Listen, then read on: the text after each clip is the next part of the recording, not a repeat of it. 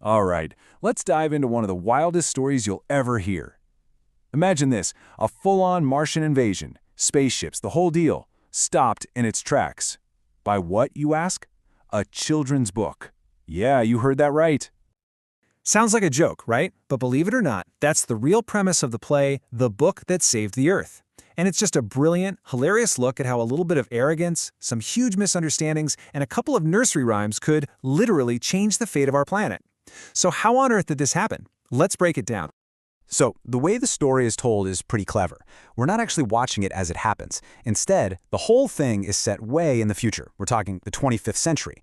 We're in a museum, and a historian is showing us this recording, this historiscope, of the bizarre event that almost wiped out humanity back in 2040. Okay, an invasion stopped by nursery rhymes? You've got to be kidding me. Let's start at the top and meet the supposed masterminds behind this, very ambitious and very ridiculous mission. Every great invasion needs a great leader, right? Well, Mars has Think Tank. He's the commander-in-chief, and his most, let's say, noticeable feature is this gigantic egg-shaped head. And he is 100% convinced that his big old balloon brain is proof that he's the smartest being in the universe. And this is where you really see the disconnect. In his own mind, the legend of Think Tank is that he's the most powerful, intelligent creature in the cosmos. But the reality? The reality is so much better. He's arrogant, he's a total coward, and he just calls Earth this primitive ball of mud that he's going to take over, before his lunch break. And if you need any more proof of his ego, get this. He literally asks his mirror, "Mirror, mirror in my hand, who's the smartest in the land?" No joke. And he gets mad if the mirror doesn't answer fast enough. It's just hilarious, and it perfectly sets the stage for his epic failure. Now, Think Tank isn't doing this solo. He's got a crew. You've got Captain Omega, the leader on the ground. You have Lieutenant Iota and poor Sergeant Oops. But the real person you got to pay attention to is Apprentice Noodle. He's the quiet one, super polite, but he is absolutely the real genius here. His main job is basically to find clever ways to give his boss the right answers without hurting his fragile ego. All right, so let's jump down to Earth with the crew. The team lands, that's Omega, Iota, and Oops. They're safe. But now they face their first big problem, just trying to figure out where the heck they are. So they've landed in what we would call a public library. But to them, it's just this weird square place, and it's filled with thousands and thousands of these strange identical objects. They have absolutely no idea what books or bookshelves are. They're totally stumped. And their first guesses are just amazing. Lieutenant Iota looks around at all the books and figures, well, it must be a storage barn. But Sergeant Oops takes it to another level. He actually opens a book, puts it on his head, and confidently announces they must be in a hat shop. So, totally confused, the crew does what they're trained to do. They phone home to their brilliant leader for help.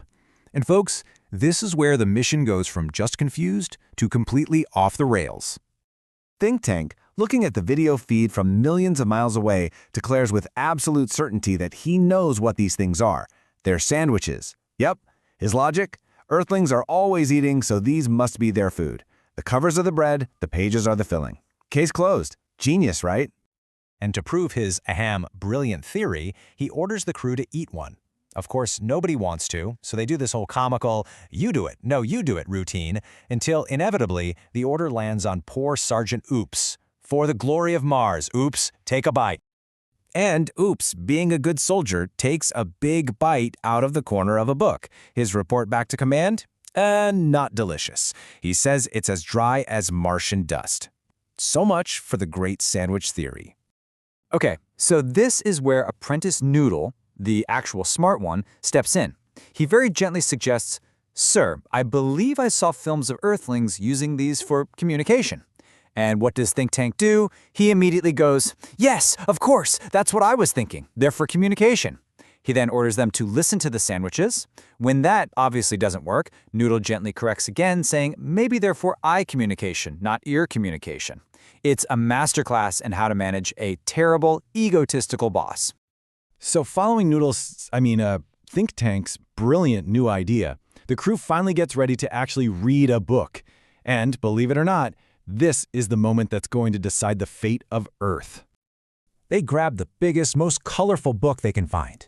To them, this must be some top-secret Earth intelligence filled with complex codes and secret plans. The title of this highly classified document? Mother Goose. And as they start to decode these rhymes, their totally literal readings just lead to absolute panic. First up, they read Mistress Mary, quite contrary, and Think Tank is convinced that humans can grow explosives in their gardens.